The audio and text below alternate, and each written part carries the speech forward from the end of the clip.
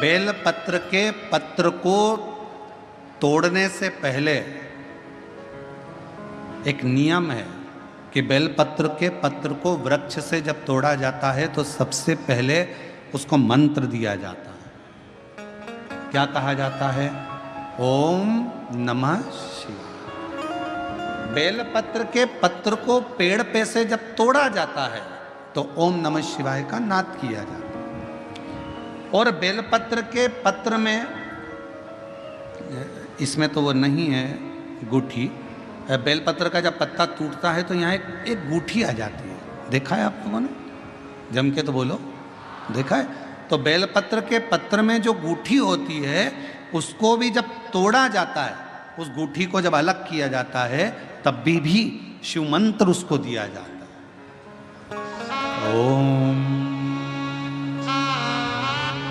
नमः शिवाय, ओम नमः शिवाय, ओम नमः शिवाय। वृक्ष पे से पत्ते को तोड़ा तो मंत्र दिया, गूठी को तोड़ा तो मंत्र दिया, और बेलपत्र के पत्ते को जब तोड़ा जाता है, मंत्र पत्ते को तोड़ने से पहले मंत्र प्रदान किया जाता है, और जब तोड़ा जाता है तो कहा जाता है, हे माँ पार्वती, हे माँ गोरा, चलो तुम्हें शिवजी ने बुलाया है मेरे कल्याण के लिए। माँ, आपको शंकर जी ने याद किया है, मेरे ऊपर बहुत दुख है माँ, कल्याण करिए, चलिए मेरे दुख को समाप्त करिए, निमंत्रण दो।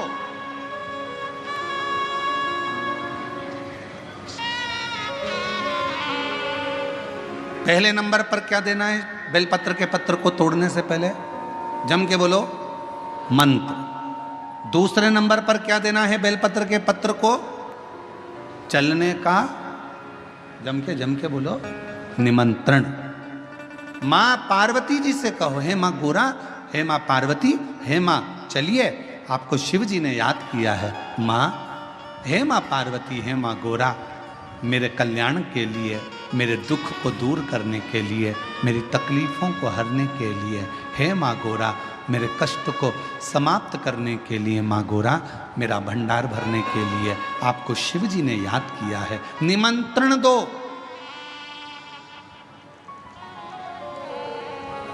लेकर आए, फिर गूठी तोड़ी, फिर मंत्र दिया, ओम नमः शिवाय, नमः शिवाय, नमः शिवाय।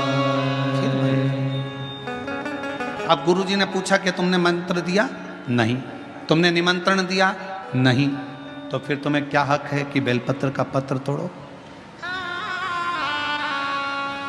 शिव महापुराण की कथा तो कितनी बड़ी बात कहती है, बेल पत्र के पत्र को सीधे पेड़ में से तोड़ कर लेकर आना चाहिए। बेलपत्र की डंडी, कई माताओं की, कई भाइयों की आदत होती है, बड़ी सी डंडी होती है, उसको वहाँ से काट लिया, तोड़ लिया, पूरी की पूरी डंडी तोड़ कर लिया है, फिर घर पर आकर उसमें से पत्तियाँ तोड़ ली, जो डंडी थी उसको पटक दिया। ना ना ना, ये गलत है, ये गलत है।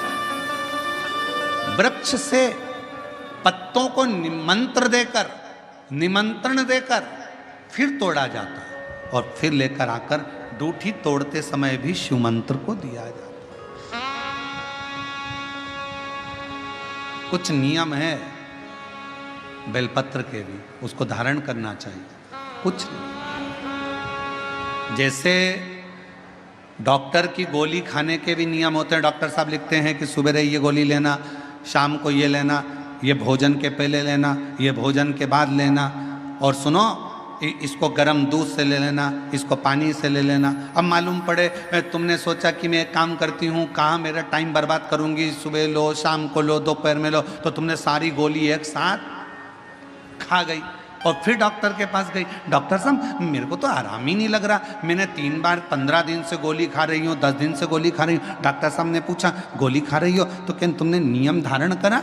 हाँ, क्या क्या नियम धारण करा? सुबह की गोली सुबह खाई, भूखे पेट की भूखे पेट खाई, भोजन के बाद की भोजन के बाद खाई? नहीं नहीं नहीं, मेरे पास समय नहीं रहता, इसलिए सारी की सारी एक साथ खा गई। डॉक्टर ने कहा इसीलिए तो दवाई असर नहीं कर रही है, दवाई खाने का भी तरीका होता है। आवाज़ सेट नहीं है भाई, दवाई खाने का भी तरीका होता है। दवाई को खाने का भी एक तरीका है। उस दवाई को खाओगे, आनंद पाओगे, स्वस्थ हो जाओगे, रोग मुक्त हो जाएगा। तो दवाई के खाने का भी तरीका है। उसी तरह गुरु कह रहे हैं, संत ने कहा कि तुमने गलती करी, तुमने गलती।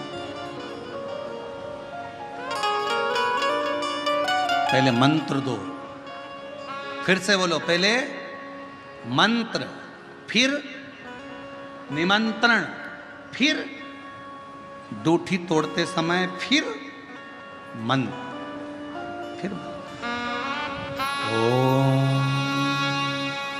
नमः शिवाय, ओम नमः शिवाय, ओम नमः शिवाय। फिर मंत्र के बाद निमंत्रण दो। माँ पा, हे माँ गौरा, साथ में बोलो, हे माँ गौरा, हे माँ पार्वती, चलिए आपको देवाधिदेव महादेव बुला रहे हैं। मेरे दुख को काटने के लिए, कष्ट को मिटाने के लिए, तकलीफों को मिटाने के लिए माँ आपको शिव ने याद किया है। पत्र लेकर फिर शिव के पास चले।